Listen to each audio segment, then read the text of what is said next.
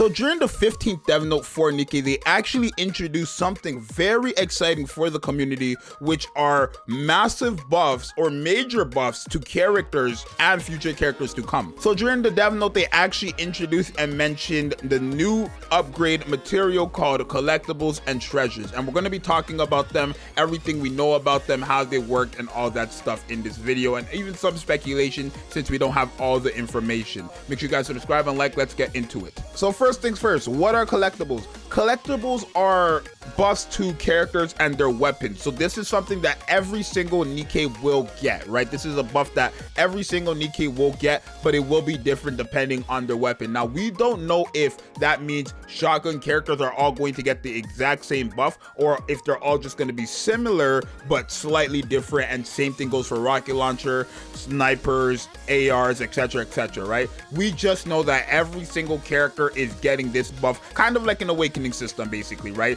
Other games have this type of feature like Grand Cross with their super awakening. I believe other games like Epic 7 have this. This is an awakening system essentially, right? But they also introduced something called treasures. Now, what are treasures? Now, these are kind of like EZAs in Dokkan, or holy relics in Grand Cross, or even rearms in Counterside, right? These are basically what is going to help some characters participate in today's age, I want to say, right? They're basically going to revamp / rework the characters. Now, the only thing is you can only get a treasure for characters that are max limit broken. So even if you own the characters they're going to be giving treasures to, you have to have them a minimum of LB3 in order to actually get them their treasure. Now, we do have a few characters that are going to be getting their treasures the moment this update goes live, which I believe will start during the half anniversary, which I'm going to talk about later in this video as well.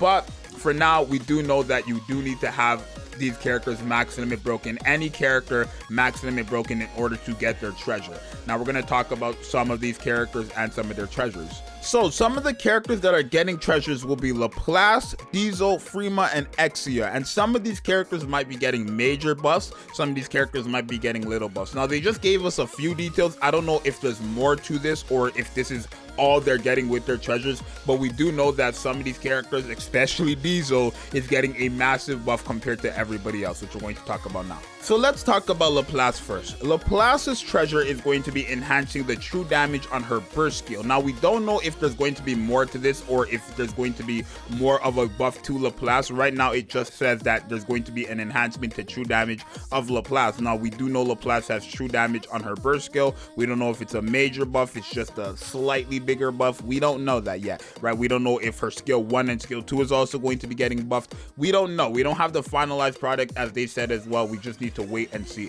But for now, we do know that at least the bare minimum, Laplace's true damage is going to be getting a buff through this treasure feature. Now, Zxous, it says Zxous is going to be getting an enhancement to her taunt mechanic on her burst skill and her survival ability, and also increase the damage enhancing buffs. Now, Zxous is clearly getting the biggest buff because some of this stuff she doesn't even have herself, right? Like, for example, the increase of damage enhancing buff. Unless they're talking about her max ammo capacity buff, there's nothing else in her kit that helps her increase damage, right? So that's probably what they mean there. Her taunt is 5 seconds, so we know that's probably going to go to at least 10 seconds. And then her survival mechanics are like her HP increase or whatever, and also the defense increase, I believe.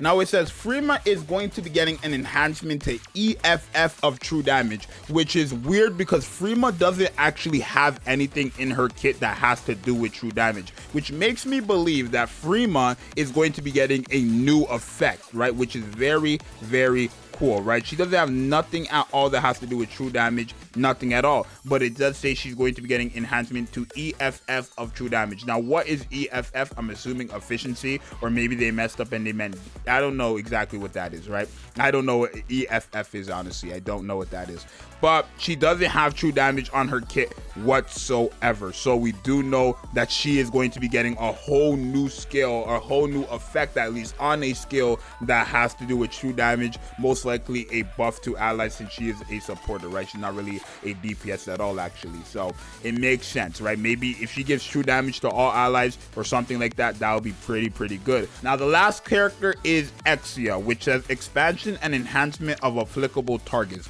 So I'm not sure exactly what this means, besides that I want to say more targets are going to be getting affected by what Exia does. Now, I don't remember what Exia does. Let me just take a look real quick. Okay, so Exia's entire thing, it seems like her main thing is lowering attack and defense of targets. So do we know now that that is going to be expanding, meaning more targets are going to have their defense and attack lowered, and they're also going to be buffing up the percentage of the lowerage for those targets. So these are very good buffs and very good treasures to these characters, right? I do like that they tackled some of these characters that people are not using rather than just giving it to the best character in the game, which you know, another game sadly failed to do.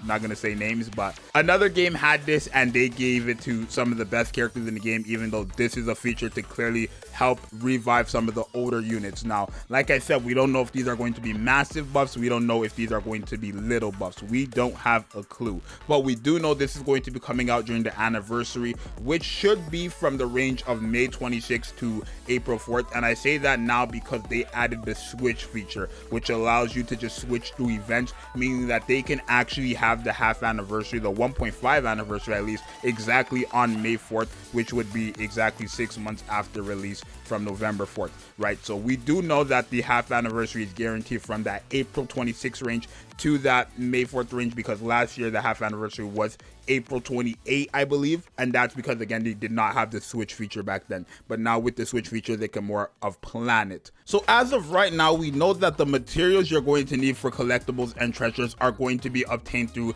the outpost dispatching and solo raids. Now my only thing is I hope that they make it that you can get it from the stages 1 to 7 rewards rather than it being a ranking reward, you know what I mean? So rather than it making it that the top 10 players of solo raid get these materials, make it that everybody who participates from stage 1 all the way to 7, forget the challenge mode, just stage 1 to 7 are able to acquire this material. And then again, the outpost dispatching is something that everybody gets. That's a free thing basically, so we don't have to worry too much. They did say that they're going to be adding a specific content to get these materials, but they want to do research on other games who have this feature so they can, you know, bring it to Nikke and do it correctly, right? So that's very, very good as well. Rather than just rushing out something where everyone's gonna hate it on release, they let them do their research real quick and then figure out what they should do in order for us to farm this, you know, new material, which I do like. But I do like the fact that all these characters are going to be getting buffs. This was my biggest gripe. It seemed like they stopped doing buffs and now they have a very good reason.